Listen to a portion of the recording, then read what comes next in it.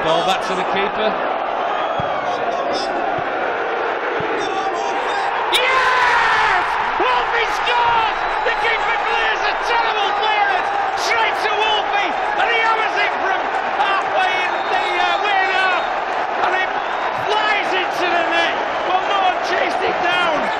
What a goal from Wolfie! Someone's looking for maybe something later on in the game where. Oh, that's a great ball over the top, and here's Ashley Mulholland. Chorley game.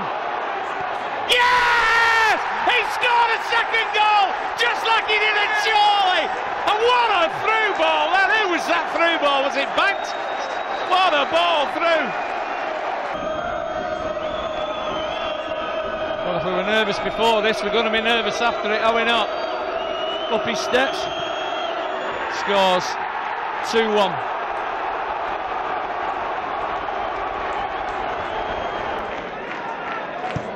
Ball for Norton to chase. He's onside. Refs give a penalty. Yes, he's given a penalty. Norton tries to go round the keeper. Out comes the keeper's arms, and Sam, the keeper's not arguing. Yes, Steve Scott scores a penalty. FC United go 3-1 in front, and by God did FC United need that, because it's been all winning this second half. But the great through ball to Norton, rounds the keeper, down he comes, penalty Dean Stott, and FC United get the 2-goal advantage again. FC United 3, Witten Albion 1.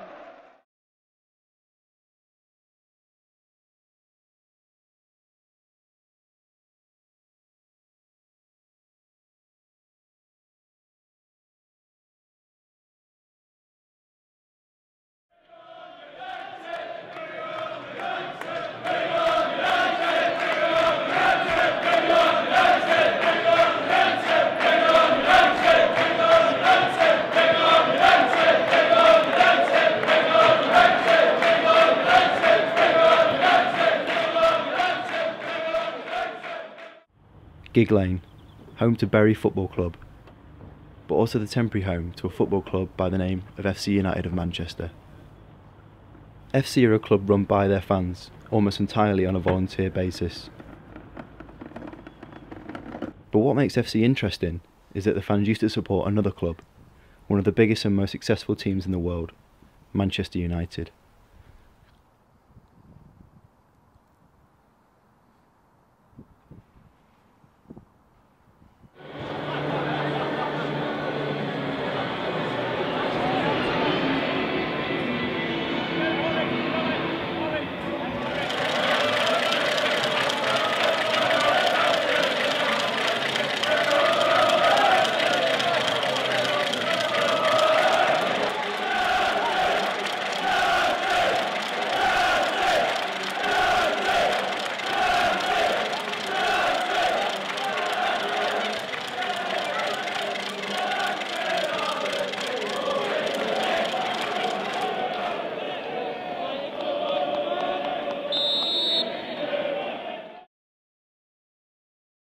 Manchester United began life as Newton Heath, Lancashire and Yorkshire Railway, playing in green and gold.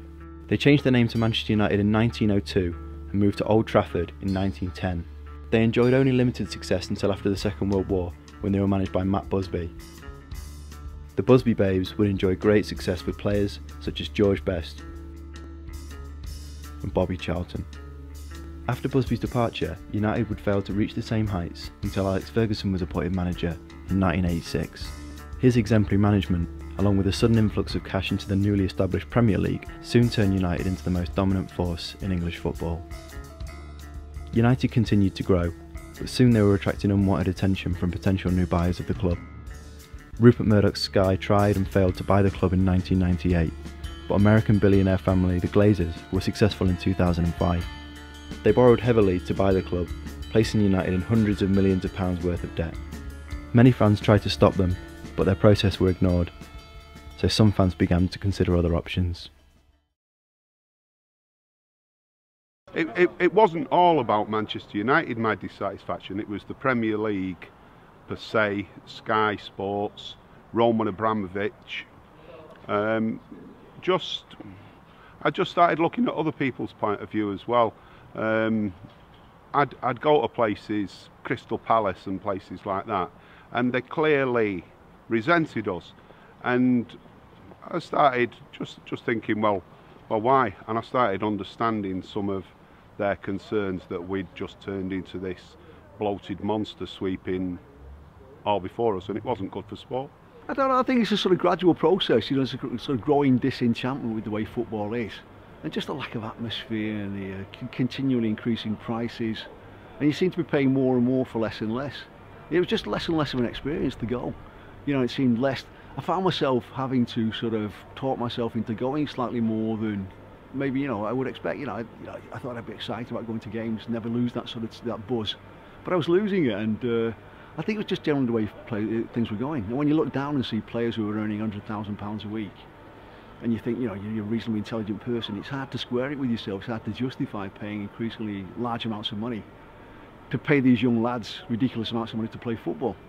And of course the tipping point was Malcolm Glazer taking over. That was, I think that just came at the end of that kind of process, and it sort of brought it into focus. And so yeah, it just focused all your sort of reasons for discontent really. There wasn't an atmosphere. Back in the 70s and 80s and probably the early 90s, yeah, there was an atmosphere, but by the time I left there was no atmosphere. A lot of it was ground regulations, health and safety, that curtailed a lot of it, but no, the atmosphere was just totally dead. It was totally flat, and it still is today. Played Chelsea away, £49 to get in. A lot of money for a football game on top of your train ticket, bit of food, beer money, you know, it's talking in excess of £100. So alarm bells started ringing then, and then when I was the Glazer regime was being talked about and what the plans could be in increasing ticket prices, I don't know. I had my doubts then, and then when I heard about SC United, I thought, give it a go. Somebody's got to make a stand, and is this the right way to go forward? And I think it is. I'd been to Old Trafford for an early kick-off, come up here to meet my friends, and it was a terrible atmosphere at Old Trafford, a terrible game considering it was a derby, and I come up here and all my friends was laughing and joking, and I had a great day, and I just thought I should be here, this is where I'm meant to be now. It's a big thing to admit to yourself that you could walk away from something that's been part of your life. You know, you've gone home and away for 30 years or more, you know, and it was a big, you had to sort of get your head round. Could you do it? Could you walk away? Could you form your own club? Could you say, you know what, we're not having this? And that's what happened really. I think, Dan, it was a typically Mancunian thing, because Manchester's the birthplace of the TUC, the Trade Union Congress was born in Manchester. The suffragettes, the Pankhursts were Mancunians. We had the Peterloo massacres where people protested against the price of corn and were cut down. And Manchester's always been a city that has always said no. It's an immigrant city, it's a vibrant city, we consider ourselves probably more European than English. And so it was the people involved that you know, the balls to do it, to set up this football club and to just say, no, we're not going to be told that we can't do it, and they did do it. Roy Keane was right what he said about the prawn sandwich brigade. It's being priced so much out of the range of the average working class bloke, and we're in a triple dip recession, whatever you want to call it, as a result of greedy bankers, and we see greedy footballers, and they're earning more in a week than some people earn in a lifetime, and these austerity cuts are coming in, and the welfare state, it's all being chipped away, the NHS, the police, and yet the real people, if you want to rob a bank these days, don't get a balaclava and a shotgun, get a £1,000 suit and go and work in the city. You can rob billions of pounds and you get bailed out and you don't even go to prison. I mean, every time something happens in the papers, like Rooney supposedly on £150,000 to £200,000 a week, you know, and he wasn't happy on 120 or whatever it was, and it just reinforces it really that, you know, you don't want to be part of that. Yeah, for me it was a bit like the shadows taken away. You suddenly realised what you've been putting up with for the past 10 years or so. Yeah. You know, that's what it was. It was like a bolt, and so you sort of wake up. My God, have I actually been going through that miserable footballing match day experience for the past 10 years? And yeah, that's what it was like. How they made the game different than how we were, where you came to enjoy the game, and then moving your seats around in the stadium when you're always in a group with your friends and so forth. And then the pricing out, affordability, and loads of factors. The Glazers were probably the last straw. Supporters were against the Glazers taking over because we knew that their takeover was predicated on them just increasing ticket prices and increasingly marginalising the supporters, and that's what we've seen. The club have continued to be successful. That's not down to the Glazers, that's down to the way the club is structured and the manager ultimately. So this really was a statement of by the supporters that they weren't going to be taken for granted by the Glazers or any other owner for that matter, and we wanted to make sure that that fans' views were considered. Because the money's got to come from somewhere, and it comes from the fans, even though they say it's through the TV or sponsorship, but it's only because the fans buy that kit or buy that TV deal that they've got that money. It's a complicated relationship, I think, with television generally. And of course we've elevated Sky into the big bogeyman because they were the one who put all the money in, and they really changed the equation. They changed the whole equation by putting so much money into football. And of course, because they were putting so much money in, you know, they're the paymasters, they were becoming far too influential, really. If you feel that strong enough about it, and enough of you do, then break away. You know, vote with your feet, and vote with your subscription to Sky. You know, it's reached a ridiculous thing where you can't even watch it on a foreign channel because the powers that be, it's illegal because everyone's paying each other off. There's backhanders. It's dictating the law. This Australian media mogul. Some woman, a pub landlady, got taken to court because she tuned into a foreign TV channel to watch an English game. How can that be right? I thought it was a free country. And at the rate pubs are closing down as well, what do they want to do? I think they want all the pubs shut down. I think they want everybody sat at home watching 1,000 channels of shite and voting for it on your mobile phone. Taking money out of you while you sat in your favourite armchair. It's terrible. Destroying communities, the whole spirit of the whole country. Greed is good. What happens is as the TV deal goes up, the players want more and more. They've already reneged on a deal when they got I think it was the overseas deal. The players, that Premier League players, they have a deal where that money goes to the grassroots, and they got more money, but they reneged on giving more money. And what you've got now is you've got all over Britain, you've got Sunday football with children, Saturday football. What's the first thing the parents do?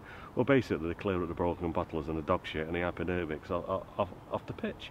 You know, if the kids want to have a wee, they go in the bushes because there's no facilities. And where's the next generation of English players going to come through? It's not. When the Glazers did secure a majority of shares, the idea of establishing FC United was then discussed in earnest, and a number of people met up in a curry house in Rusholme and over a bite to eat, and decided the rough structure about what we would actually try and do. And a group of 15 people at that meeting then said, right, we will establish ourselves as a steering committee, and we'll go out amongst United fans and see if there is a strong opinion supporting what we're proposing. You saw it on message boards, forums, fans forums, people at the ground talking, people talking to each other. So there's an undercurrent of you know, rumour initially about could a club be formed, could you do it, could people walk away? And then, you know, then there was a few meetings. But I remember the first meeting, the idea of actually sort of forming a new club was very low down on people's list of possibilities. But it was the idea that most gripped me. I just thought, you know, the only thing you can do, you know, if you don't like who you work for, you can't do anything other than go and work somewhere else. You know, if a company lets you down when you buy something, you just buy it from someone else, you go somewhere else. And I thought it was no good just protesting and sort of moaning and sort of doing this and doing that. And, you know, the only positive way of protesting, I thought, was to actually sort of, well, you know, take the ultimate step and form a new club. And it was an exciting idea because it was the chance to actually create a football club in your own image, the kind of club that people wanted to have, instead of sort of accepting what was just offered to them. So I was excited by the idea right from the word go, to be honest. We set a target then of saying, well, if there was 1,000 people who would come forward and say that they would support the idea of establishing a supporter-owned club, then we would take the idea forward. Over 2,000 people turned up at the Apollo Theatre in Manchester to debate and discuss the issue, and just short of 1,000, about 900 odd people put their names down to actually join the club. So the decision was taken to establish it. As I knew straight away, it was the most absurd, ridiculous idea I've ever heard in my life. You know what I mean? The concept of me going to watch a different football club, to Manchester United or anyone, but it was ludicrous. It was, you know, so ludicrous as to be off the chart of rationality. You know what I mean? It wasn't an irrational idea. It was just impossible. You know. And the next thing I knew was I read Oliver Holt in the Daily Mirror. I was getting up to go to work one Saturday. I was reading the Daily Mirror, and he was saying about it had happened and it was on. We're a member-owned club, which means every member who signs up to the club gets one share, one vote, and the members decide on things such as the ticket pricing, design of the club shirt, and major strategic policies of the club. And we then set about organising our own annual meeting and constituting the football club, applying to the FA for a licence, and then applying to the North West Counties league for a place in the league. Well, the manager, it's his first job as a manager. He'd been a deputy manager elsewhere, and he was recommended to the club. I had a phone call saying that this club was going to go ahead, and would he be interested in going and having a chat with him about maybe becoming the manager. Looking back, it's quite surreal really, but yeah, like 4 days before it was like meeting them people, and that was probably 2 weeks before being announced as FC United manager. Then we had open days where we invited everybody who wanted to trial. We had about 7 pitches going for 2 days, and you know, anything from fat 50-year-olds to like lads of 14 who you know, to people who played at non-league level and so forth, you know. And from that we sifted through and did other trials when we got to a nucleus of a certain amount where we could, you know, we were realistic prospects.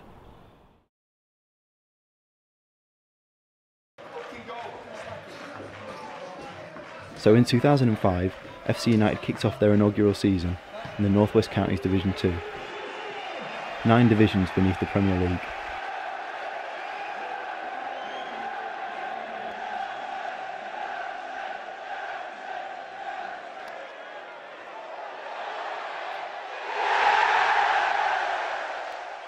They quickly proved a force to be reckoned with and were promoted in 3 consecutive seasons, earning themselves a place in the Northern Premier League.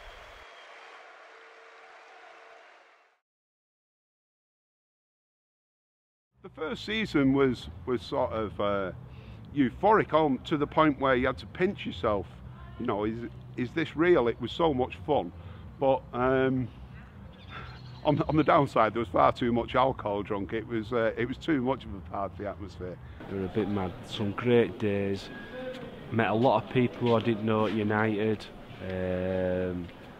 Good bit of camaraderie. The football were a lot different, which is to be expected, but you saw the commitment of the players. They were like me and you know, they had day jobs, and they were coming to play a game of football after doing a day's graft at work, you know, for midweek games. So you related to that, and it were a fantastic experience. It was hectic, very enjoyable.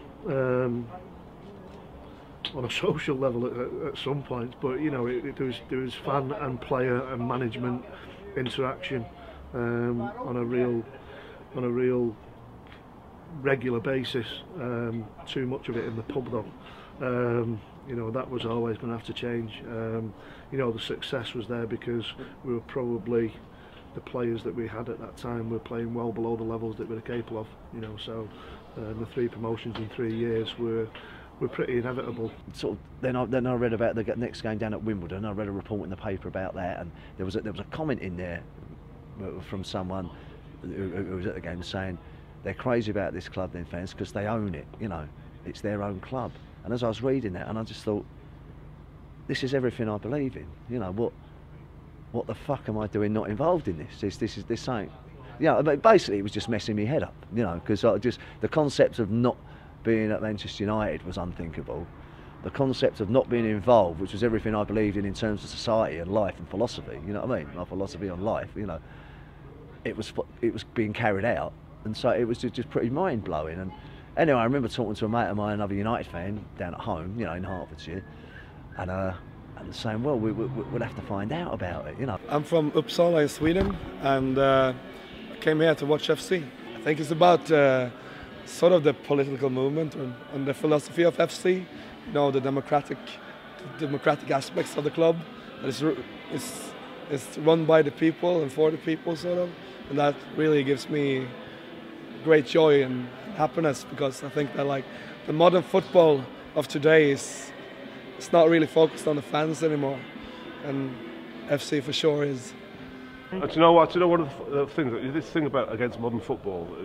People keep saying against modern football. I totally disagree with that statement, because we are modern football, and this is what modern football. We're postmodern football. This is what modern football should be and will be, because I believe this is modern football. Yeah. Modern football is fans-owned clubs, and this is what we're going to. This is the way Without future is, isn't it? It's going against the norm. It's against, you know, it's punk football. Without a shadow of a doubt, it's punk football. You know, also they have bands playing before. You know, we've had all sorts down there. We've had ska bands, punk bands, hardcore bands, reggae bands, dub bands. We've had people doing burlesque. We've had comedians. We've had rappers, and it's all sort of DIY bands as well. And it's just all sort of adds to the feel of the day. And it's, you know, it's about community. You know, it's not just about the football. It's about everybody being involved and everyone pitching in and showing off their talents. I've been going for 30 odd years, sitting in North Stand. I've been all over, and all right, I knew the people I went with, but I didn't know anybody else. But as soon as I went to FC, all of a sudden I was meeting people that I hadn't seen for years, and then I met people that it was just like it was just unbelievable, just totally different. Well, that's what I mean. That's what I think about FC United. There's a real passion. There's a real community spirit about the club, and it's great for grassroots football. And the heart really is in the club, and fans own it, as opposed to some American millionaire who's just used it to shuffle debts around, really. He probably doesn't even care about football. It's just figures on a piece of paper, you know, an asset to be stripped. If you look at the amount of fans that turn up to home and away games, far outweighs the opposition. And obviously, with a lot of money being pumped into the club by the fans, and a lot of fans turn up, there's a big weight of expectation. Obviously, with the history of Manchester United behind that as well, there is that expectation of winning and doing well. Ultimately, they've got to remember of where we are. You know, we're in the Northern Premier League. Okay, it's an amateur level of football. These players, you know, most of them, you know, have jobs outside of playing football. I'm a carer. I'm a joiner, me. It can get tiring sometimes as well, but I say you're able to manage it, because I think at the end of the day it's the love of football. That's why you're doing it. So you're always able to perform as best you can, really. I can remember I got asked to join them the year before, and turned it down just out of loyalty to my old manager. And then I went to watch my best friend who plays for them. I went to watch him in the playoff semi-final the year before I joined, and the atmosphere was just unbelievable. Kind of hairs on your arms standing up, and I just thought then, yeah, this is a place I want to be. And just it's the closest I'll get to full-time football without actually being full-time. You know, the fans are unbelievable, the setup, the physios, you know, the gaffer, just everything about it is just kind of professional, but it's semi-professional, if you understand what I mean. People just turn around and say, oh, you started off and you're still a non-league club. But I mean, we would have been a league club, but with the principle we will not have sponsors on the shirt. I mean, I believe there was some big deals willing to be offered for us to have the name there, and we said no. And you can say that's cost us, but we've stuck to our principles, and we could have been up there by now, but we've taken the long road. And I think in today's society, I mean, you know, everything is now. Now they want everything wants now. That people look at, you know, the shareholders in firms, the short-term measure. You know, people now they're voting for your X Factor, do it now. And we're the long term. We've got a vision, a long term. We'll eventually get there, and the long term vision works. No, I think our level is as a league club.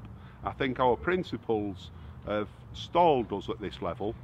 The fact that we don't have shirt sponsorship, and obviously the impediment of having to hire a ground rather than having our own revenue streams.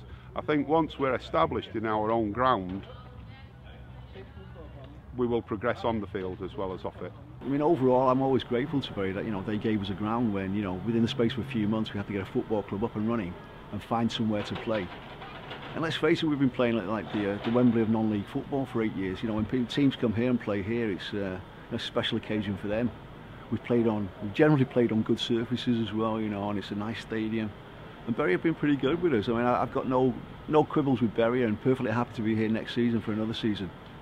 But I mean, of course, once we move into our own stadium, that will just change everything again. You know, the equation changes. The kind of things we'll be able to do on match days, the kind of things we'll be able to put on and organise there. You know, the possibilities probably are endless once we get our own stadium. It's massively important because we're not FC Bury, we're FC United Manchester.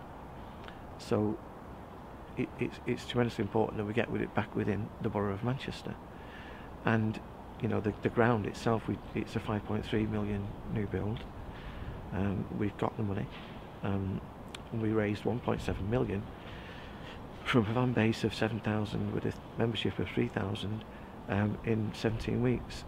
I don't think that could be done anywhere else in the world. That's the true spirit of Mancunian rebellion and defiance. Being involved in the club, on a community side, I get to see kind of the excitement day in, day out at the office and things like that. And I know our chairman president is working his absolute tribe at the moment, and just to see his reaction when it's built and the first day, I want to be a massive part of that. I think that anybody in non-league football, it's the greatest. I believe the greatest team in non-league football to play for. So it's when that stadium's built on the first day, that atmosphere is going to be electric. So I hope I'm walking out, as part of the team on that day. Well, obviously on a support basis, we can look at getting into the football league. There's going to be lots of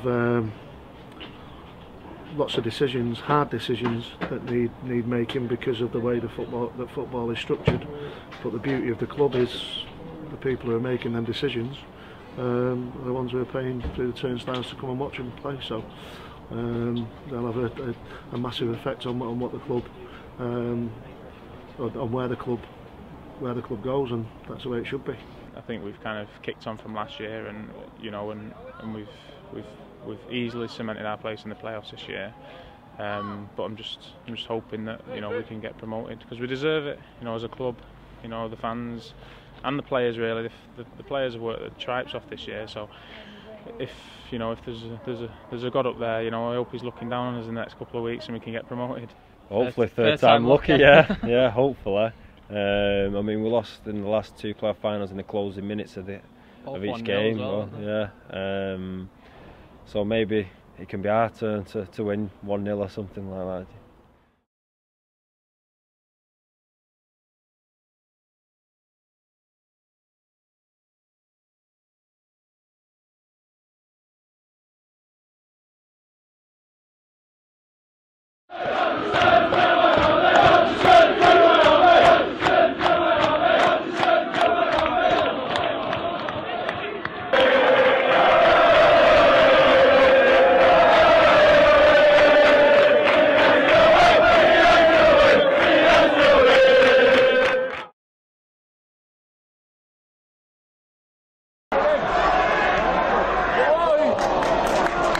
Tries to knock it into touch, it doesn't get there. That's dangerous. Oh, it's a goal! It's a goal in the second minute for Hensford.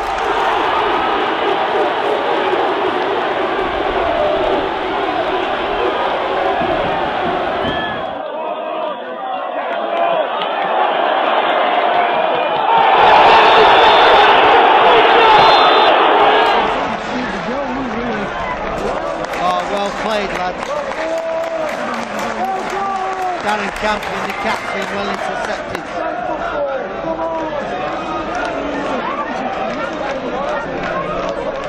Lennon, good Masserit, that's a great ball. Oh, it's the second goal. Jamie Osborne. Osborne, second goal. Jamie Osborne, good. Ooh, that's a killer goal, Roy. So early in the game, I think that's a killer goal.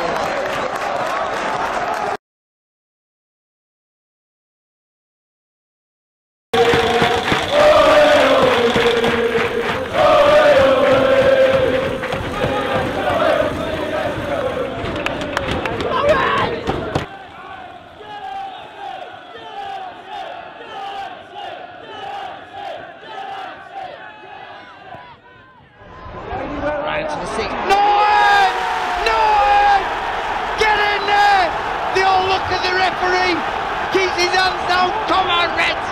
My Norton! Get in there, lad!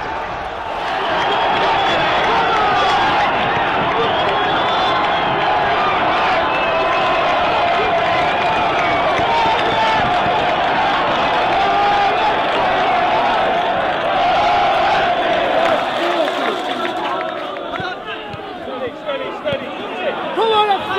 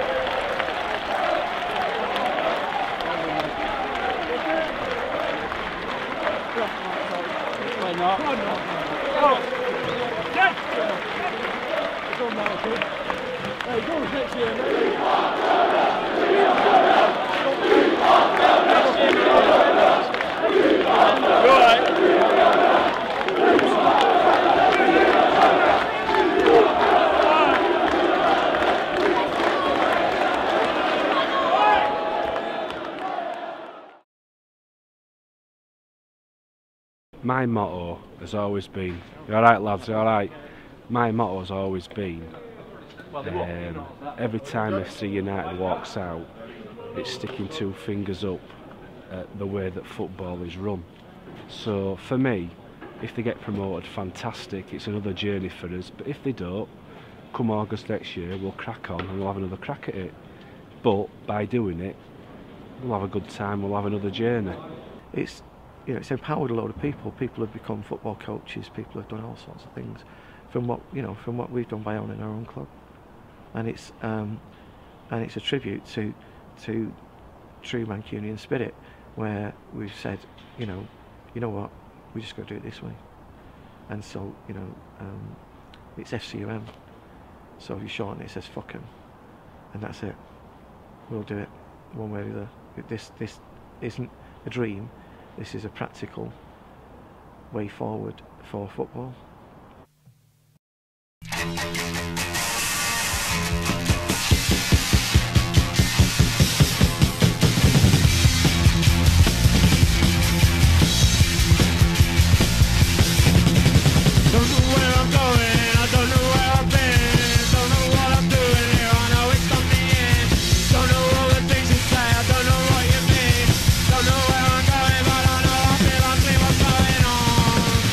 What's going on?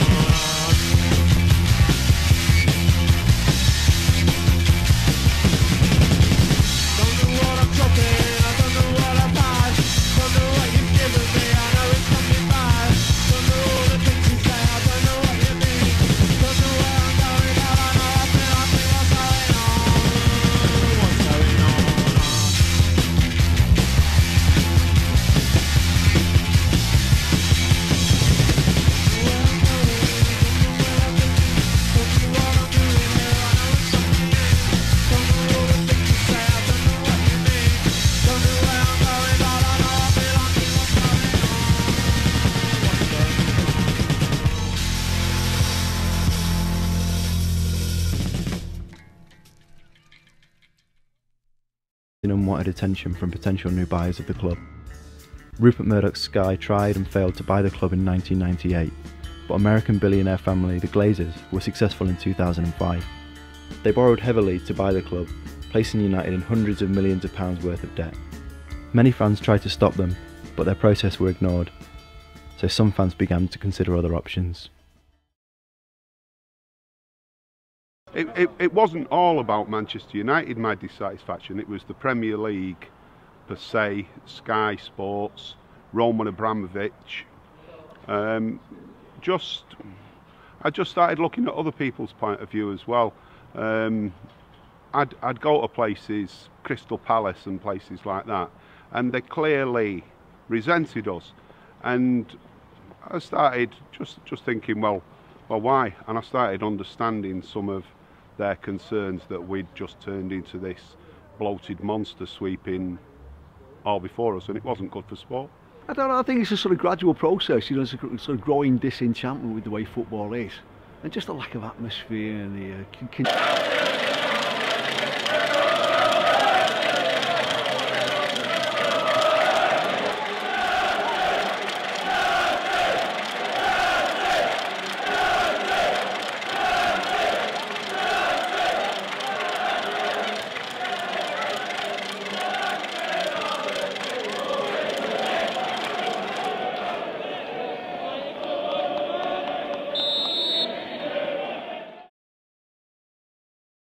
Manchester United began life as Newton Heath, Lancashire and Yorkshire Railway, playing in green and gold. They changed their name to Manchester United in 1902 and moved to Old Trafford in 1910. They enjoyed only limited success until after the Second World War, when they were managed by Matt Busby. The Busby Babes would enjoy great success with players such as George Best and Bobby Charlton. After Busby's departure, United would fail to reach the same heights until Alex Ferguson was appointed manager in 1986. His exemplary management, along with a sudden influx of cash into the newly established Premier League, soon turned United into the most dominant force in English football. United continued to grow, but soon they were attracted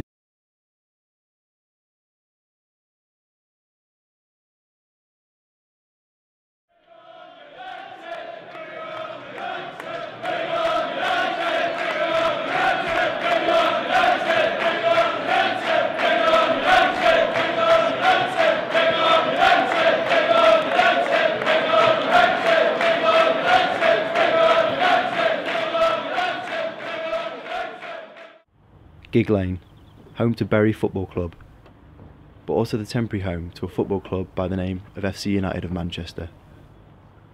FC are a club run by their fans, almost entirely on a volunteer basis. But what makes FC interesting is that the fans used to support another club, one of the biggest and most successful teams in the world, Manchester United.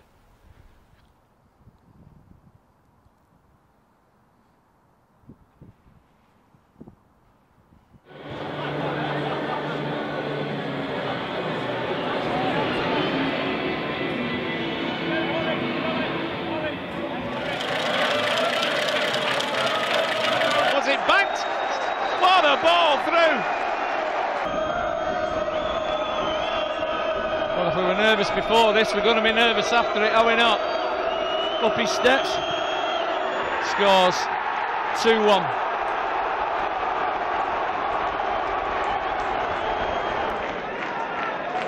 It's a ball for Norton to chase, he's onside. Refs give a penalty. Yes, he's given a penalty. Norton tries to go round the keeper, out comes the keeper's arms, and Sam, the keeper's not arguing. Yes, Steve Scott scores a penalty. FC United go 3-1 in front, and by God did FC United need that, because it's been all win this second half. But the great through ball to Norton, rounds the keeper, down he comes, penalty Dean Stott, and FC United get the 2-goal advantage again.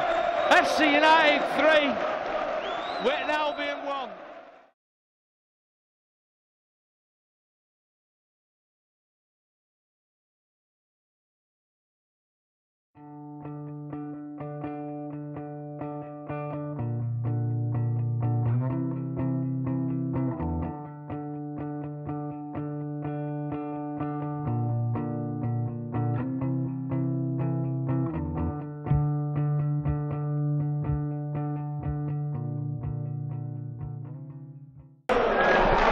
done. I think that's... Ball back to the keeper. Yes! Wolfie scores! The keeper clears a terrible clearance straight to Wolfie, and he hammers it from halfway in the wing half, and it flies into the net. Well, no one chased it down. What a goal from Wolfie! Someone's looking for maybe something later on in the game where... Oh, that's a great ball over the top, and here's Ashley Mulholland. Charlie game. Yes! He scored a second goal, just like he did at Charlie. And what a through ball! Who was that through ball?